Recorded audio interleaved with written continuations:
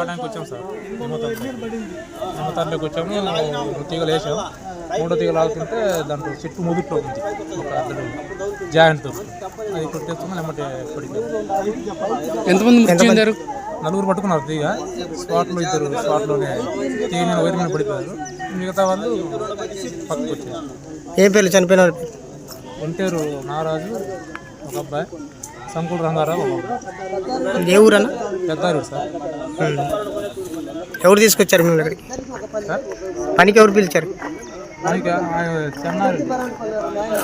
ఎవరైనా చిన్నారెడ్డి చూడు వచ్చాము. అవి 6 పోళ్ళు అయితే 4 పోళ్ళు ఆగాము, లోడ్ వేసాము. ఒక పోల్ ఇట్లా ఉంది, లాగుతున్నాము.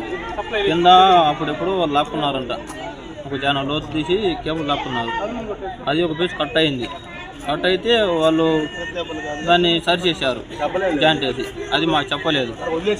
మేము ఒక లైన్ పైకి ఎక్కించాము, 2వ లైను లాక్ పెట్టాము. 3వది లాగుతున్నాము, తగులుకుంది నేలలోని. తగులుకొని 4 తగులుకుంది. నేను చెప్పులు వేసుకున్నా బట్టి నన్ను వదిలేసింది. అప్పుడు కట్ట తీసుకొని పోయి కొట్టేదాన్ని. కొడితే వదలకుంటే కటింగ్ ప్లేట్ తీసుకుపోయి గబగబా కట్ చేసినప్పుడు వదిలేసింది. ఈ మనిషి ఏమో బాగానే ఉన్నాడు. వాళ్ళిద్దరు చనిపోయింది. అప్పుడు కొంచెం బాగానే ఉన్నాడు, ఇప్పుడు చనిపోయింది. ఎంతమంది? మొత్తం 5 మంది కాబట్టి 4కి తగిలింది.